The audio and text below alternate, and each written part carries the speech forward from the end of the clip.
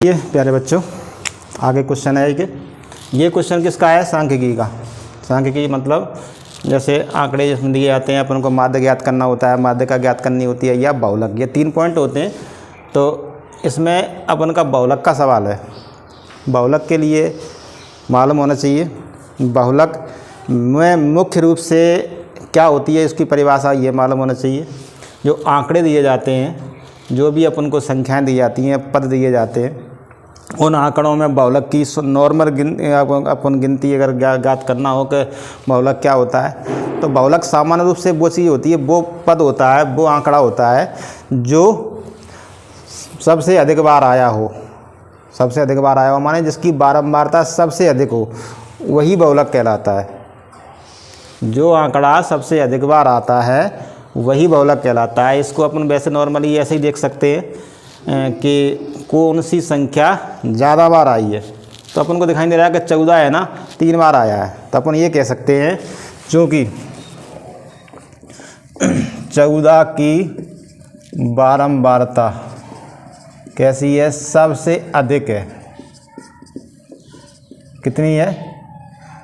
सबसे अधिक माने 3 है। अतः बहुलक कितना हुआ? बहुलक बराबर जो अपना आंकड़ा है माने पद है 14 है। इसका ध्यान रखना। इसी क्रम में एक क्वेश्चन है जिस वो बहुपद है ना, बहुपद होता है एक चैप्टर, बहुपद का क्वेश्चन है ये। बहुपद अपन जानते हैं चर और अचर संख्याओं से मिलकर बनता है। बहुपद में घातें होती हैं, बहुपद में पद होते हैं। बहुपद में घात क्या होती है? चर संख्या पर जो सबसे बड़ी घात दिखाई देती है उसको बहुपद की घात कहते हैं। और रैखिक बहुपद में सब घात कितनी होती है? 1 घात होती है। द्विघात बहुपद में 2 घात होती है। इसी प्रकार से त्रिघात बहुपद में 3 घात होती है। तो इस प्रकार से अपन को ये बहुपद का सवाल दिया गया है। उसमें क्या बोला गया है? 3x - 1 एक बहुपद दिया है।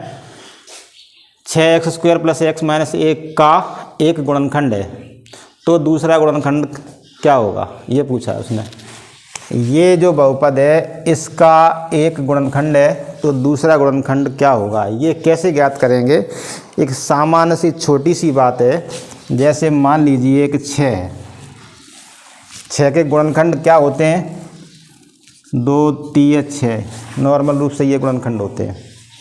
अब मान लीजिए किसी ने कह दिया कि 6 का एक गुणनखंड 2 है, तो दूसरा गुणनखंड ज्ञात करो। तो नॉर्मली अपन जैसे मान लो जानते नहीं हैं तो क्या करेंगे? 2 का इसमें भाग दो, 2, 3, 6, तो जितने बार भाग गया वही संख्या दूसरा गुणनखंड हो जाएगी। अब यही काम यहाँ करना है। यहाँ पहाड़ा पढ़ दिया, यहाँ पहाड़ा नहीं होता है, भाग इसी प्रकार से करना है। तो जो भागफल आएगा वही दूसरा गुणनखंड हो जाएगा। तो अपन देखते हैं, इसका भाग इसमें देना है। 3x - 1 का भाग 6x² + x - 1 में। अब अगर किसी ने नहीं किए हो तो देख लें, इसको ज़्यादा कठिन नहीं है, नॉर्मल सिंपल सी चीज़ है। बस केवल पहाड़ा इसमें होता है, इसमें पहाड़ा नहीं होता है। तो देखो यहाँ पे, यहाँ क्या करते हैं? जैसे पहाड़ा पढ़ते हैं, जितने बार पहाड़ा पढ़ते हैं कि इसके बराबर हो जाए या इससे कम हो जाए। अब इसमें पद, इस बहुपद में 2 पद हैं, इसमें 3 पद हैं। तो पहले वाले पद की जो होती है उसको देखा जाता है। इसमें पहला पद 3x है, इसमें पहला पद 6x²। ध्यान ये रखना होता है कि अपन ऐसी संख्या का गुणा करें, किसमें?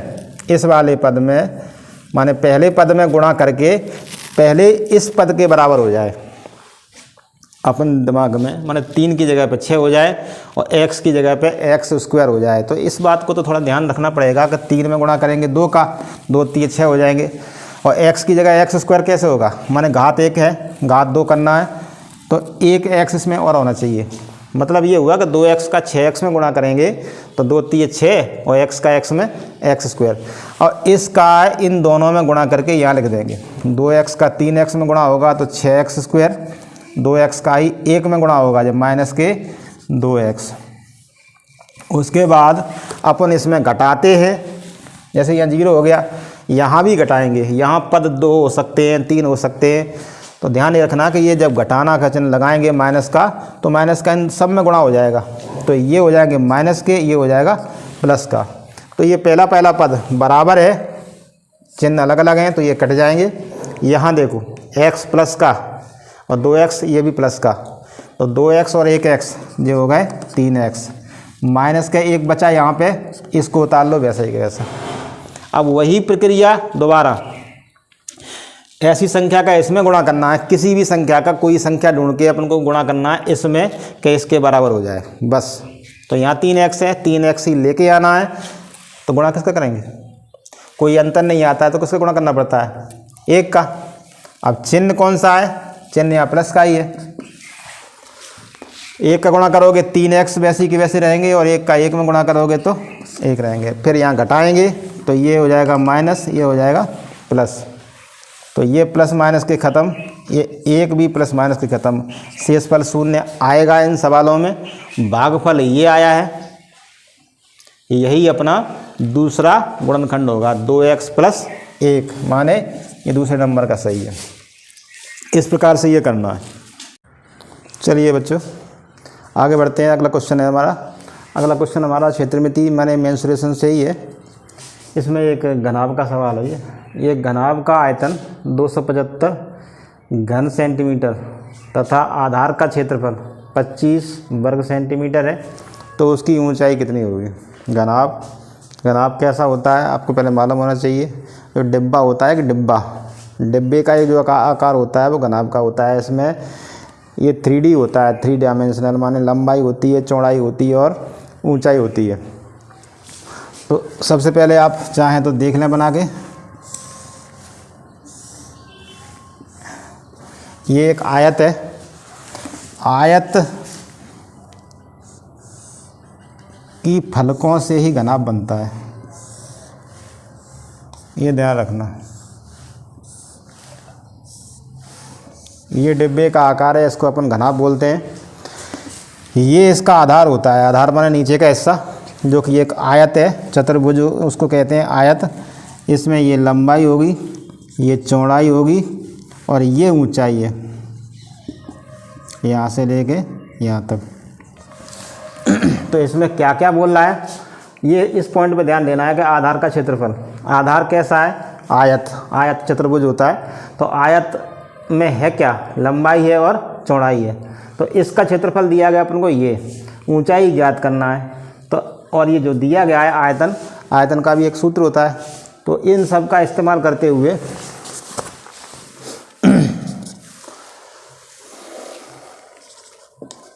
घनाभ है ना, आधार कैसा होता है, ये आयत होता है। आयत माने अपन जानते हैं चतुर्भुज। इसका क्षेत्रफल अपन को दिया गया है।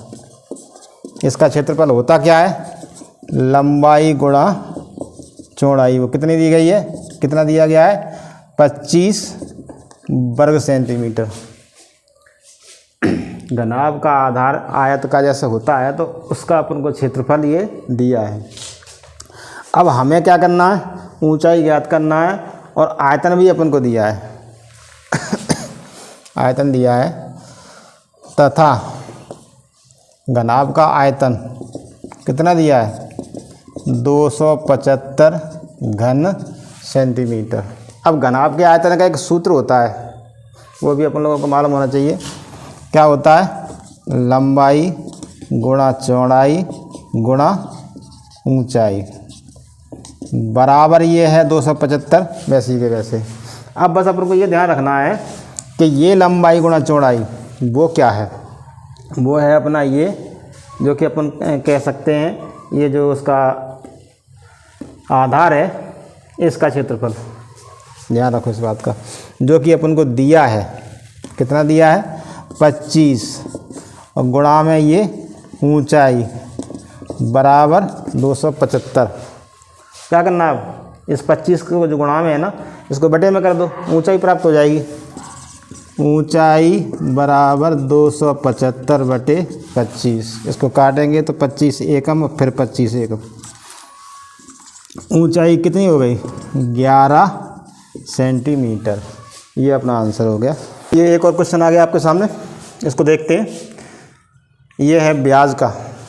ब्याज दो प्रकार के होते हैं, जैसे कि एक साधारण ब्याज होता है, एक चक्रवृद्धि ब्याज होता है, माने simple interest and compound interest. तो ये कंपाउंड इंटरेस्ट का सवाल है। 6,000 रुपये का 10% वार्षिक ब्याज की दर से 2 वर्ष का चक्रवृद्धि ब्याज क्या होगा, ये ध्यान रखना। तो इसमें कुछ नहीं है, फॉर्मूला याद होगा तो अपन को सब कुछ क्लियर हो जाता है। इसमें जो रकम दी जाती है, जो अपना अमाउंट होता है, वो उसको बोलते हैं मूलधन, और जो परसेंट में दिया जाता है वो दर। दर का मतलब होता है प्रति 100 पर ब्याज, 100 रुपये पर जो ब्याज होगा उसको दर बोलते हैं। और ये समय होता है, इसका सूत्र होता है, उसका अपन को ध्यान रखना है। क्या होता है, जैसे कि एक मिश्रधन होता है, ए बराबर, पहले तो हम ये देख लें कि मूलधन, मूलधन माने प्रिंसिपल होता है, उसको पी से व्यक्त करते हैं। और मिश्रधन, इसको अमाउंट बोलते हैं, पी माने प्रिंसिपल और ए माने अमाउंट। और जो दर होती है माने उसको रेट बोलते हैं, उसको आर से व्यक्त करते हैं। और जो समय होता है उसको टी कहते हैं, और यहाँ पे एन कहते हैं चक्रवृद्धि ब्याज में।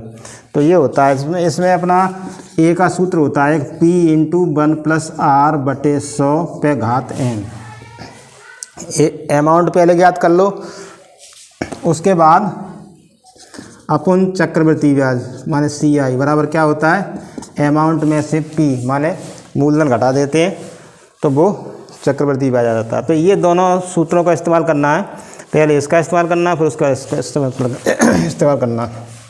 इसमें मूलधन अपन को पी दिया है 6,000 रुपये, दर आर का मान दिया है 10%, जो समय है और यहाँ एन का मान दिया है 2, पी बराबर 2 वर्ष, एन का मान है 2। अब सबसे पहले अपन को ज्ञात करना है ए बराबर, वो लिखा हुआ है फॉर्मूला पी इंटू 1 + r/100 पे घात एन। तो P इंटू 1 + r/100 पे घात एन। तो P माने 6,000 रुपये, 1 + r माने दर माने 10, बटे में क्या है 100, एन माने 2। यहाँ पे कुछ काटते हैं, जो भी कटे 0 से 0 काटते हैं ना। इसके बाद इसको हल करते हैं, यहाँ 1 बचा, यहाँ 10 बचे, और यहाँ 1 प्लस में है। तो इस प्रकार से ये कंडीशन, इसको अपन सॉल्व करेंगे। 10 एकम 10 और 1 11 बटे में 10, तो ये मान हो जाएगा इसका। तो 6,000, 10 एकम 10 और 1 11 हो गए, बटे में 10 पे घात 2। अब 2 घात है तो 2 बार गुणा कर दो इसका। 6,000 गुणा 11/10 गुणा 11/10। ये नीचे की संख्या है, ये ऊपर की संख्या है, तो नीचे ऊपर की संख्याएं कटती हैं तो अपन काट देते हैं। जैसे कि ये 0 से 0 कट जाएगा, और ये 0 से ये 0 कट जाएगा। और उसके बाद में ये तो 60 बचे, और 11 का 11 में गुणा करते हैं तो 121 होता है। इसका फिर गुणा कर दो, तो ये हो गए तुम्हारे 6 एकम 6, 6 दूनी 12, 6 एकम 6 और 1 7, माने 7,260 रुपये। ये क्या आ गया, ये मिश्रधन आ गया। अब ब्याज कैसे निकलेगा, मिश्रधन में से मूलधन घटाते हैं तो ब्याज निकल जाता है। तब चक्रवृद्धि ब्याज माने CI या कंपाउंड इंटरेस्ट बराबर A - P होता है। तो A आ गया तुम्हारा 7,260, और P कितना था 6,000, घटाएंगे तो ये बचेगा अपना 1,260 रुपये। ये हो गया आंसर हमारे ये वाला। अच्छा आगे बढ़ते हैं। ये अपन को एक क्वेश्चन दिया गया है। क्वेश्चन ये न्यूमेरिकल नहीं है, संख्यात्मक नहीं है, बस ये एक सर्वसमीका होती है जो, उसके बारे में। जैसे A + B into A - B का मान क्या होगा, क्या होगा, इनमें से देख लेना क्या होगा। तो ये कुछ कोई ऐसी गणना नहीं करना है, ये तो कुछ सर्वसमीकाएं माने सूत्र होते हैं, उन्हें याद होना चाहिए। तो हम सब लोग याद करोगे जो हम तुम्हें बता रहे हैं। जैसे कि A + B का एक होल स्क्वायर होता है A² + B² + 2AB। दूसरा है एक A - B का होल स्क्वायर होता है A² + B² - 2AB। एक होता है सर्वसमीका ए स्क्वायर माइनस बी स्क्वायर बराबर होता है ये ए प्लस बी इंटू ए माइनस बी। और ऐसे ही एक आध और होते हैं, बहुत सारी सर्वसमकाएँ होती हैं। बस अपन को ध्यान ये रखना है शुरुआत की सर्वसमकाएँ ये है, ए प्लस बी का होल स्क्वायर ये होता है, ए माइनस बी का होल स्क्वायर ये होता है, ए स्क्वायर माइनस बी स्क्वायर ये होता है। माने संख्या दो बार घात दो में हो माइनस में तो बी संख्याएँ एक बार जुड़ जाती हैं और एक बार घट जाती हैं। ये क्वेश्चन सवाल होते हैं और सवालों में भी काम आते हैं ये कभी कभी अधिकतर ये चीज़ें। तो अपन को देख लेना है ये सर्वसमकाएँ ऐसे मिल रही है तो अपना क्या होगा आंसर ये होगा। अब सब में ये देख, चलिए बच्चों आगे बढ़ते हैं। एक क्वेश्चन है ये तुम्हारा त्रिभुज का सवाल है, इसमें समांतर रेखाएं भी हैं। इसमें ये जो कुछ भी कह रहा है उसको अपन देखते हैं कि ए बी सी एक त्रिकोण है, त्रिकोण माने एक त्रिभुज, डी ए बी का मध्य बिंदु है। जैसे ये त्रिभुज दिया गया है ए बी सी, ये डी बिंदु है ना ए बी का मध्य बिंदु माने बीच का बिंदु है। और आगे क्या कह रहा है डी ई बी सी के समांतर रेखा है। ये डी ई रेखा है ना इस बी सी के समानांतर है, समांतर। तो उसने ये पूछा है कि तो कौन सा कथन सत्य है, इनमें से सही कौन सा है इन चारों में से। डी ई बराबर 2 सेंटीमीटर ये सही है, या डी ई बराबर नहीं है बी सी के ये सही है, या ए ई बराबर नहीं है ई सी के ये सही है, या डी ई बराबर नहीं है 2 सेंटीमीटर। कौन सा सही है ये अपन को देखना है। तो अपन ये पहले क्लियर करते हैं, डिफाइन पूरा तरह से करते हैं कि ये त्रिभुज जिस प्रकार से दिया गया है उसमें हम क्या समझ सकते हैं। ये देखें क्या समझना है कि जैसे ये त्रिभुज दिया गया है तो अपन को ये ध्यान रखना है कि त्रिभुज कोई भी हो कैसा भी हो, ये त्रिभुज अपन को दिखाई दे रहा है कि जैसे ये दोनों भुजाएं समान दिखाई दे रही हैं, बराबर ना भी हो तो भी कोई दिक्कत नहीं। इसमें एक स्थिति ऐसी आती है कि जैसे ये दो भुजाएं, इसमें से ये भुजा का इस भुजा का मध्य बिंदु ये है, मध्य बिंदु से होकर एक रेखा जा रही है जो एक अन्य जो भुजा है ना सामने वाली भुजा उसी के समानांतर है। तो जब इस प्रकार से बात आती है कि कोई रेखा किसी भुजा के समांतर होती है तो उस रेखा की लंबाई उस समांतर भुजा की आधी होती है, इतना अपन को ध्यान रखना है। तो यहाँ पे त्रिभुज ए बी सी में क्या दिखाई दे रहा है, सबसे पहले तो ये है कि डी समानांतर है किसके बी सी के, डी समांतर है बी सी ये दिया गया है। और क्या दिया गया है बी सी का मान दिया है 4 सेंटीमीटर, ठीक है। तो अपन क्या कह सकते हैं, अभी हमने क्या कहा कि त्रिभुज में कोई रेखा दो भुजाओं के मध्य, एक भुजा के मध्य बिंदु से शुरुआत हो रही है तो वो रेखा अगर तीसरी भुजा के समानांतर है तो वो रेखा जिस भुजा के समानांतर है उसकी हमेशा आधी होगी। इसका मतलब ये है जो डी ई का मान है वो कैसा होगा, समांतर भुजा से आधा होगा, माने 1/2 बी सी, बी सी से आधा, बस इतना ध्यान रखना है। तो बी सी का आधा का मतलब बी सी का मान है 4 सेंटीमीटर, तो 2 से काटेंगे तो 2, माने डी ई का मान कितना आ गया 2 सेंटीमीटर आ गया। अब इसमें कहीं दिखाई दे रहा हो तो ये है सही। बस अपन को ये क्लियर करना है यहाँ जो सवाल कह रहा है उसके हिसाब से।